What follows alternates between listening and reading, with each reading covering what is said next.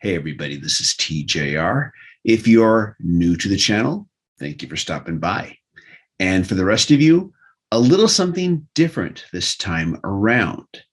So today, I was taking a little break from working on videos and made myself a little dinner and decided I want to just have a quick little distraction, no more than 30 minutes while I eat dinner.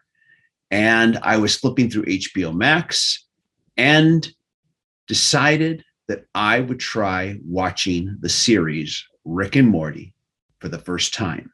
A TV series that I knew existed, but beyond that, I didn't know a damn thing about this show. I've seen images on the internet.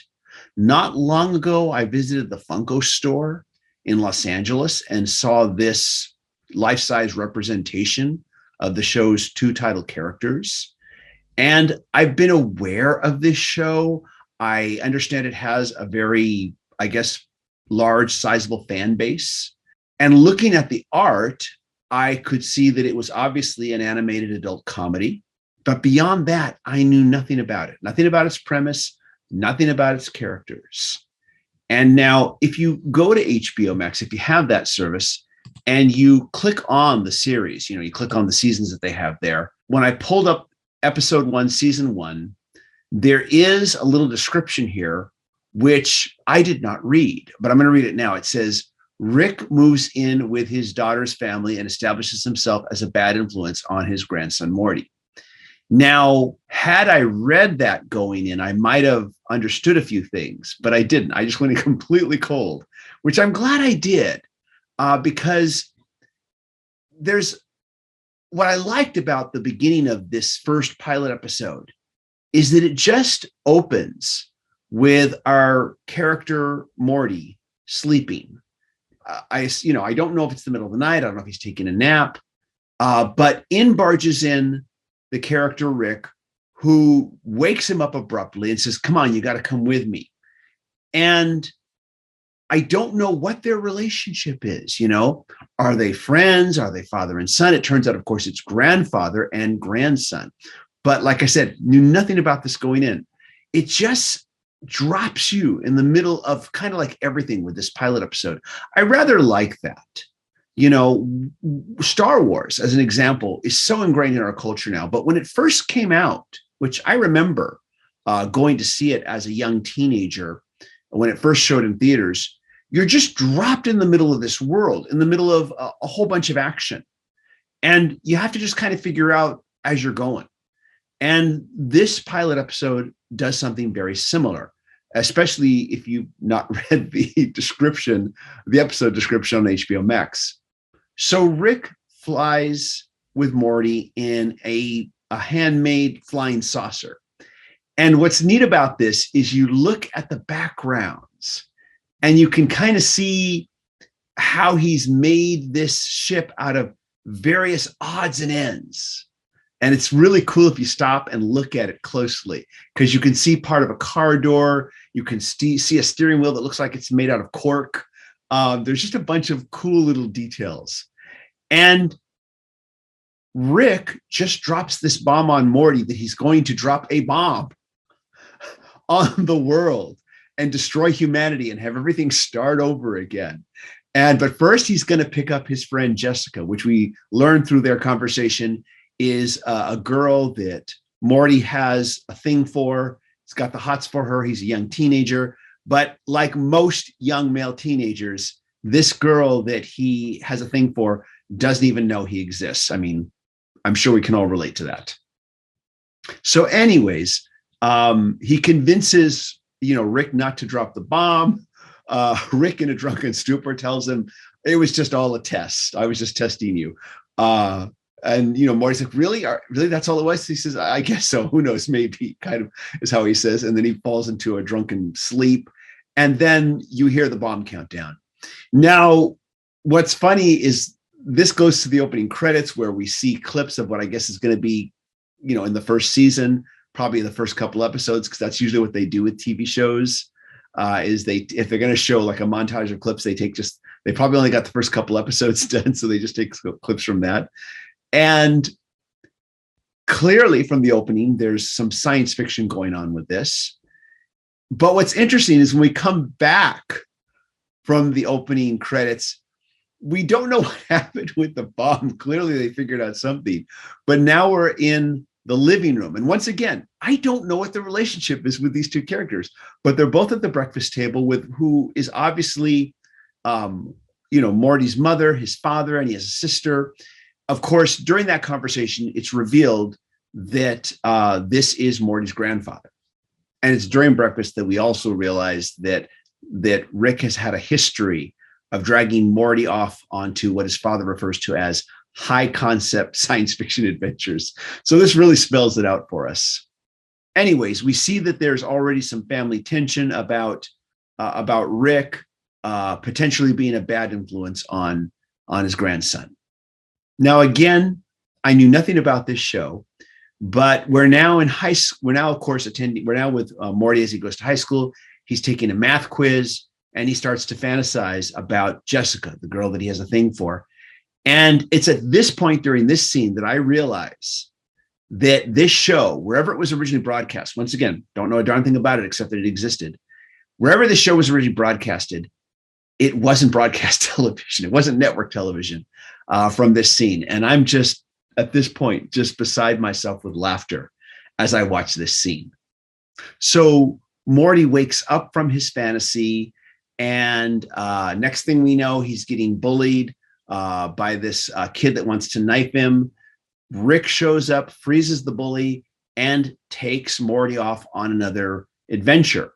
Now, this is where the show, I think, really kind of reveals its identity, so to speak. And once again, I'm only going off this first episode, but this is where I feel it really reveals what sets it apart from other shows. I've always said that in animation, TV animation, you have animated TV before The Simpsons, and then South Park, which came later. And then you have animated TV after The Simpsons and South Park. And a lot of these animated comedy shows, there's so much influence being derived from these two shows. You can see the lineage going back to South Park and then, of course, The Simpsons. So this show, I feel, has that lineage. You can see some of those. You can see that in how the comedy elements are timed. However, though, what really set this show apart for me was all of its really insane, whacked out interdimensional alien imagery throughout the episode.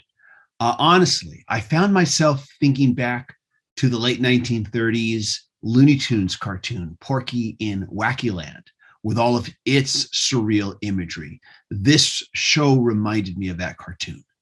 But getting back to the episode, Rick tells Morty that he needs his help going to this alien dimension where they're going to look for some seeds from this space fruit. I forget what it's called. But what I loved was all the weird, bizarro alien elements, the weird world that they go to where they look for this space fruit, the bizarre looking creatures. And then later, they have to go through what's called interdimensional customs, where there's encounters with all kinds of aliens, bug-eyed, or actually bug security guards. Morty ends up slaughtering a lot of them, something that scares the hell out of him. Morty is such a completely frightened and put upon character. He seems to have absolutely no control over what's going on with his life. And Rick just kind of dominates him and makes him do things that he doesn't want to do and doesn't care that he doesn't want to do them. He's just so uses this character. Rick is just so abusive of his grandson. And to add insult to injury, when they return home through the portal, they wind up in the lunchroom of Morty's high school, where Jessica is having her lunch, and she sees Morty come through this portal, and she's impressed, and she wants to talk to him. And Rick just yanks Morty out of the picture, tells her you can get his number later. Once again, just showing how completely uncaring he is about Morty's feelings. It's very funny, but it's also very sad. I do have to wonder what will happen in future episodes with Morty and Jessica, though. And Morty just is unable to assert himself, it seems.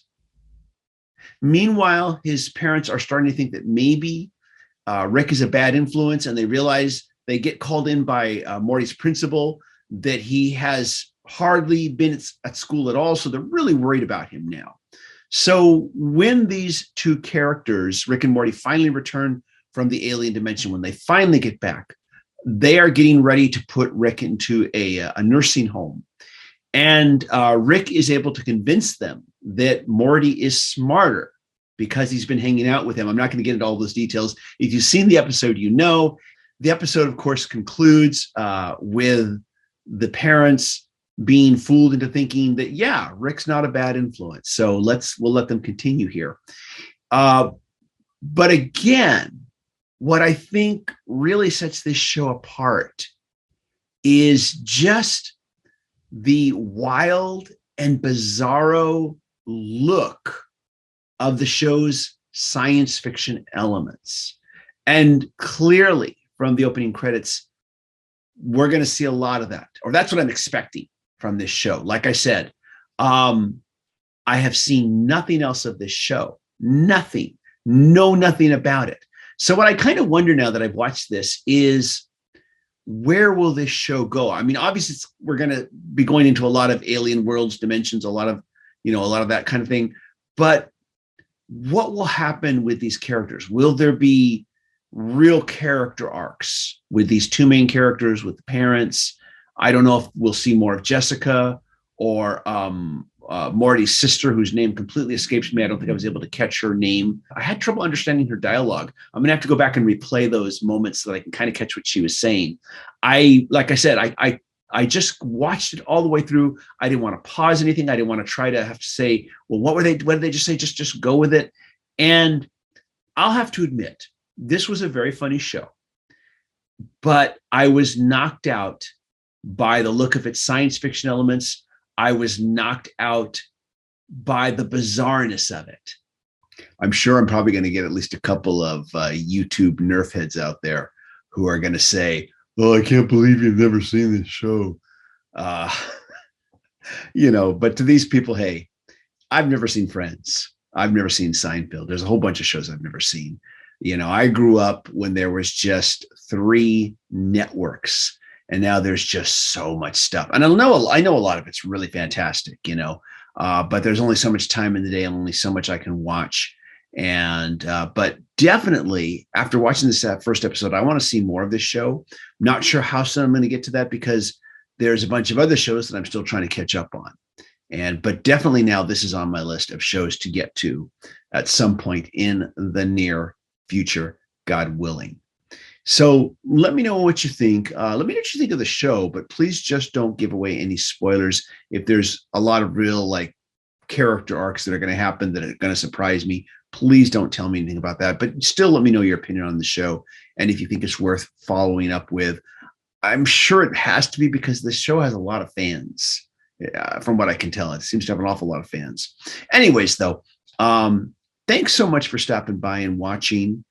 As always, if you like what I do here, be sure to click like, click subscribe, smash the bell notification icon so you never miss a video.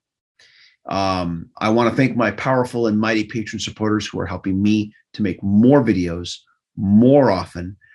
Patron supporters receive exclusive content, and they also get early access to selected videos.